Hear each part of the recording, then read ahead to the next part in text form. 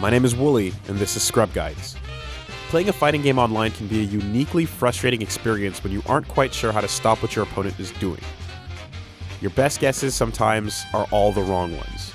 The goal of this video is to outline the common playstyle you'll encounter in the beginner rankings online and teach you how to shut it down with a solid defense. Then later in our follow-up video, we're going to outline the ingredients of a real game plan and show you how to create a strong offense. Together, we can destroy the Flowchart.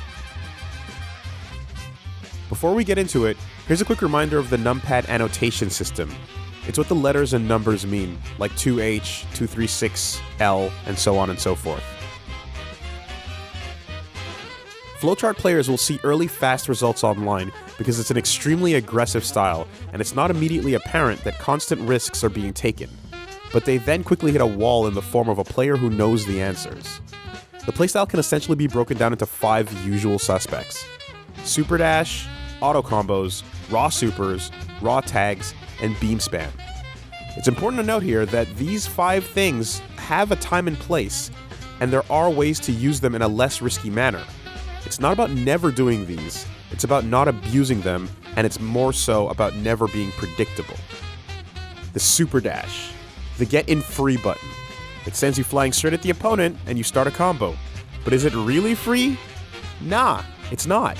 Every crouching heavy attack is completely invulnerable to airborne attacks. You have to practice the timing, but it's a free launch combo every time you see that glow coming your way.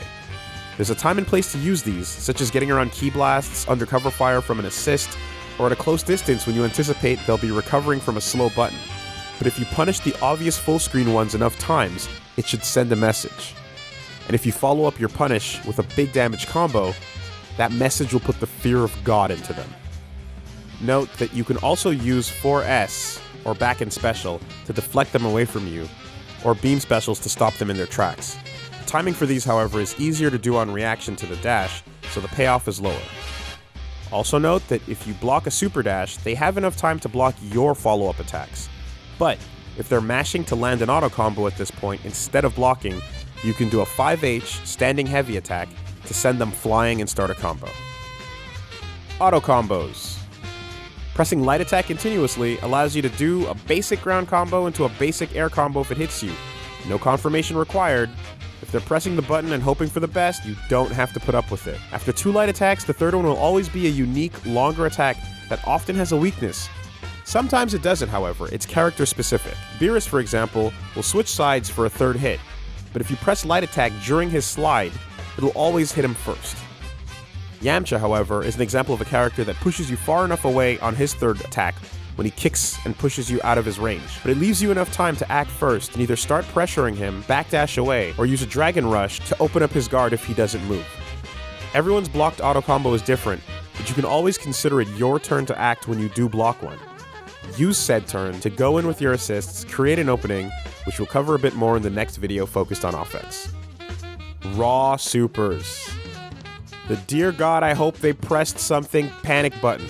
It's a decent payoff if it works, it's a tremendous waste of meter and a free combo if it doesn't. Sometimes if it's in reaction to a sudden opening they saw, that's fine, but early on, it's a whole lot of random guessing. If you feel like one's coming, try to bait it out by occasionally moving into attack, but not actually pressing anything. Think of the way your dog runs up to you and doesn't actually do anything and then jumps back a little bit. That little playful method, kind of want to do one of those things. And then hey, if you weren't already pressing a button while the super is starting, you can just press M plus H to teleport behind them and shut it down. You're spending a bar and you're out of there.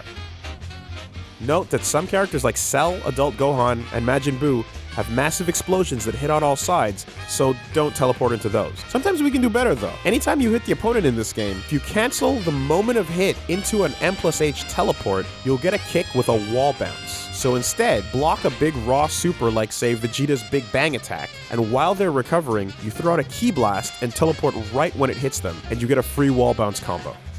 Raw Tags. Desperate times call for desperate measures. We're all guilty of it. When your opponent's low on the life meter and has a lot of blue damage to recover, you can be sure they're going to be looking for an opportunity to get out desperately. We covered it in the last video with beginner questions, but there's a huge risk here compared to using tag combos, which safely switch you out, because tagging forces the incoming character to super dash. So the same strategy we learned to stop super dashes works just as well here.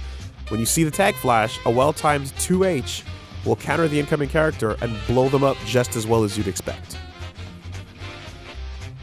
Beamspam, also known as continuously hanging back and throwing out beams to stop super dashes. When your opponent's fishing for a random hit or trying to stall for time with their assist bar refilling, they might fall into this pattern. Like with supers, it's easy enough to just teleport kick with M+H and get a hit in, but at the cost of 1 bar. If you time it just right when you expect the beam to come, you can, however, dash, jump forward and dash again in the air to quickly close the distance, land a jumping hit. That should lead to a combo.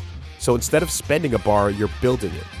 That should be it. But, of course, the difference between learning these counter strategies and being able to do them consistently is huge. Don't feel bad if you have a hard time getting the hang of it right away. First times you try this outside of training mode in a match, the extra pressure does make mistakes happen. It happens to the best of us, but you can use training mode to make it happen less.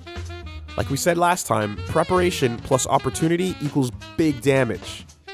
Now, I'm going to ramble for a minute here, but I learned something a while ago that I hope maybe will help with this whole process of creating a strong defense. It's not a tip so much as an awareness as to what's already happening. If you break down the physical aspect of reactions, the more you see and punish things, the more your eyes train to recognize the startup of these moves, and the more your muscle memory starts going to the right button at the right time automatically. But you increase your odds of success here by also mentally narrowing your focus to immediately identify that one thing. You can't, however, you cannot maintain this strain for an entire game. So what happens then, to quote my friend Thilo, is you create a mental spike, a moment where you kick your awareness up to the maximum.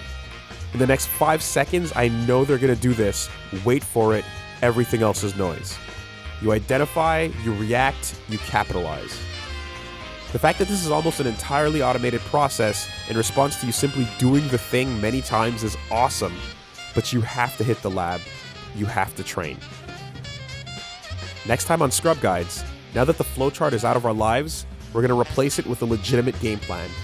And shortly after that, we're doing Arcade Sticks 101.